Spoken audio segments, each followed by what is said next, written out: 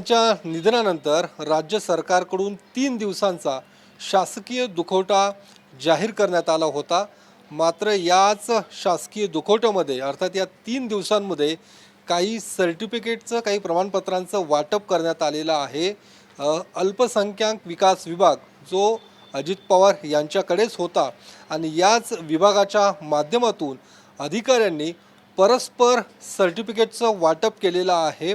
मात्र शासकीय दुखवटा असताना शासकीय सुट्टी असते अशा पद्धतीने प्रमाणपत्रांचं वाटप नेमकं कुठल्या अधिकारातून करण्यात आलं आहे असा आरोप आणि एकूण असा संशय युवक काँग्रेसकडून व्यक्त करण्यात आलेला आहे. आणि प्रदेश युवक काँग्रेस सरचिटणीस अक्षय जैन यांनी या संदर्भातले काही आरोप केलेले आहेत. ते नेमके काय आरोप आहेत ते जाणून घेऊयात. नेमके काय आरोप आहे तुमचे या सगळ्या दरम्यान? काय राज्य सरकारकडून काय प्रमाणपत्रांचं वाटप किंवा काय नेमके निर्णय घेण्यात आले? 28 जानेवारीला संपूर्ण राज्य आपलं शोकमग्न होतं आणि दादांच्या पार्थिवावर श्रद्धांजली ज्यावेळेस वाहिली जात होती त्यावेळेस मंत्रालयातले काही अधिकारी त्यांनी अल्पसंख्याक विकास विभाग इथं जे अल्पसंख्याक दर्जा प्रमाणपत्र असतो ज्याच्यावर 12 ऑक्टोंबर 2025 त्या दिवशी माजी मंत्री माणिकरावजी कोकाटे यांच्यामार्फत स्थगिती देण्यात आलेली की ते प्रमाणपत्र जे आहेत ते दर्जा प्रमाणपत्र जे आहेत त्याचं वाटप करण्यात येऊ नये. आणि त्यानंतर नोव्हेंबर, डिसेंबर, जानेवारी 27 जानेवारीपर्यंत एकही दर्जा प्रमाणपत्र कोणत्याही संस्थेला वाटण्यात आलेलं नव्हतं. 28 तारखेला अजितदादांच्या दुःखद निधनानंतर दुपारनंतर अचानकपणे 75 ज्या शाळा आहेत आपल्या राज्यातील म्हणजे 20 संस्थांच्या 75 शाळांना 28, 29, 30 रात्री 6:30 वाजता, 7 वाजता, 8 वाजता या लोकांमार्फत तातडीने एवढ्या घाई कशाला करण्यात आलेली? 28 तारखेलाच प्रमाणपत्र जे आहेत त्याच्यावर अप्रुव्हल देण्यात आलेलं. ज्या मागच्या 3 महिन्यात त्याच्यावर स्थगिती होती. आता ह्या विभागाला जर मंत्रीपद नाही म्हणजे जर मंत्री नाही आहे, मंत्री महोदयांचं निवेदन झालेलं आहे. आता एवढं दुःखद घटना घडलेली असताना एवढे निर्लज्ज आणि काही अधिकारी आहेत ह्या शासनामध्ये भरलेले आहेत ज्यांना याची कसलीच लाज वाटली नाही आणि म्हणजे संवेदनशील लोक आहेत म्हणजे यांना संवेदनाही नाही. एवढं संवेदनशील विषय असताना या लोकांनी त्याच्यावर अप्रुव्हल दिलं. आणि याचं कारण काय आहे? कारण ह्यामार्फत जे आहेत ह्या ज्या संस्था आहेत अल्पसंख्याक संस्था आहेत त्यांना विद्यार्थ्यांना थेट प्रवेश मिळतो. याच्यात या शिक्षक भरतीमध्ये यांना TET लागू होत नाही, याच्यावर RT लागू होत नाही म्हणजे RT मार्फत जे प्रवेश मिळतात ते लागू होत नाही.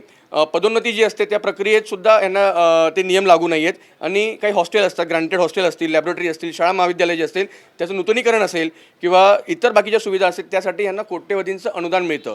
तर ह्या लोकांना एवढी लाज नाही की आपण 3-4 दिवस थांबावं, आठवडाभर थांबावं, 10 दिवस थांबावं. परंतु कोणाच्या परमिशनने आणि कोणाच्या आदेशानुसार हे प्रकरण झालेलं आहे ह्यावर राज्यातील मुख्यमंत्री महोदय असतील, उपमुख्यमंत्री असतील, संबंधित मंत्री सुनेताताई असतील याच्यावर चौकशी होणं खूप गरजेचं आहे आणि या अशा अधिकाऱ्यांवर कारवाई होणं खूप गरजेचं आहे. म्हणजे 28 तारखेला सकाळी साधारणतः 9 वाजता अजितदादांचं निधन झालं आणि त्याच दिवशी ज्या विभागाचे अजितदादा मंत्री होते त्याच विभागाकडून साधारणतः दिवसभरात हा प्रकार झालेला आहे. हो, हे काय मी आपल्याला वेळ दाखवतो म्हणजे आपण कृपया जर बघाल की 28 तारखेला 3 वाजता ह्या शाळेला या संस्थेला परवानगी म्हणजे ह्यांनी अप्रुव्हल दिलेलं आहे. त्यानंतर हे 28 तारखेला संध्याकाळी 6:04:54 Poddar charity trust, Poddar centre Mumbai शहर, काही Danish welfare society, Azad education बहुउद्देशीय संस्था 28, 29, 30 तारीख नंतर 2 फेब्रुवारी. तर एवढी घाई कशाला होती आणि कोणाच्या आदेशाने ह्या लोकांनी परवानगी यांना प्रमाणपत्र देण्यात आलेलं आहे? कोण आहे ते अधिकारी नेमके कोण? उपसचिव आहेत, त्यांचं नाव आहे शेनॉय म्हणून आहेत आणि त्यांच्या माध्यमातून देण्यात आलेलं. आता ह्याच्यावर हे माणिकराव कोकाटे ह्यांचं 12 ऑक्टोंबरचं पत्र आहे आणि ह्या पत्रावर त्यांनी स्पष्टपणे दिलेलं आहे की ह्याच्यावर स्थगिती देण्यात यावी. स्थगिती असताना ही स्थगिती कोणी उठवली? दादांनी जर उठवली असेल तर तुम्हाला 27 जानेवारीला एकही पत्र देता आले नाही का? जानेवारी महिन्यात एकही पत्र देण्यात आलेलं नाही आणि मात्र 3 दिवसात तुम्ही 75 प्रमाणपत्र देण्यात येत आहेत. तर हे नक्कीच आर्थिक विषय होता. आम्हाला त्याच्याशी घेणं देणं नाही, परंतु किती असंवेदनशील ही लोकं आहेत, ही अधिकारी आहेत हे शासनामार्फत हे लोकांसमोर येणं खूप गरजेचं होतं. त्यामुळे आम्ही हा विषय आपल्यासमोरपर्यंत आलेला आहे. या संदर्भात तुम्ही काही तक्रार केलेली आहे का संबंधित विभागाकडे? कारण शासकीय दुखवटा असताना असं कुठलंही शासकीय काम करता येत नाही आहे. मात्र तरी देखील तुम्ही जे काही कागदपत्र समोर आणलेली आहेत त्यानुसार असं दिसतं की शासकीय प्रमाणपत्रांचं वाटप झालेलं आहे. हे निश्चितच गंभीर प्रकार आहे. या संदर्भात काही तक्रार तुम्ही केलेली आहे? योगेशजी हा फक्त एका व्यक्तीला दिलेला नाही आहे, हा संस्थांना दिलेला प्रमाणपत्र आहे. म्हणजे याचा उपयोग आणि याचा फायदा जो आहे तो पुन्हा संस्थेला होतो. त्यांच्या माध्यमातून त्यांच्या जे काही शाळा महाविद्यालय असतील त्यांना हा फायदा होतो. तर हा लाखो रुपयांचा, कोटी रुपयांचा फायदा, बेनिफिट तो संस्थेला होत असतो. आणि या संबंधित आता मुख्यमंत्र्यांना मी पत्र लिहिणार आहे, त्यांच्याकडे तक्रार करणार आहे. सुनेत्रा वहिनी म्हणजे ज्या उपमुख्यमंत्री आहेत ज्यांच्याकडे हा खातं आहे त्यांना पण मी पत्र लिहिणार की यांच्यावर कारवाई होणं खूप गरजेचं आहे. आणि हे खूप असंवेदनशील प्रकार आहे. हा राजकीय विषय नाही आहे.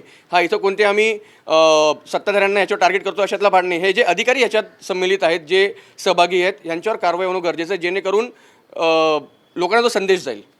तर अक्षय जैन जे प्रदेश युवक काँग्रेसचे सरचिटणीस आहेत, त्यांनी हा संपूर्ण गंभीर प्रकार आहे तो समोर आणलेला आहे.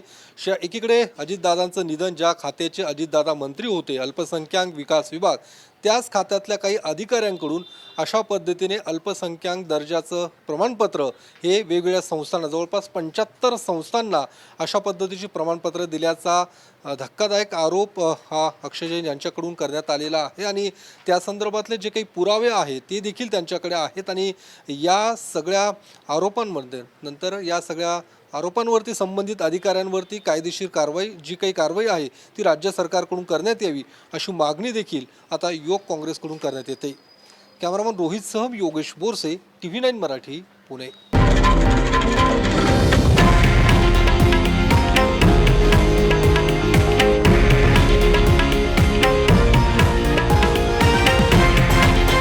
हे आहे देशातील नंबर 1 न्यूज नेटवर्क आणि आपण पाहत आहात TV9 मराठी, एकमेव.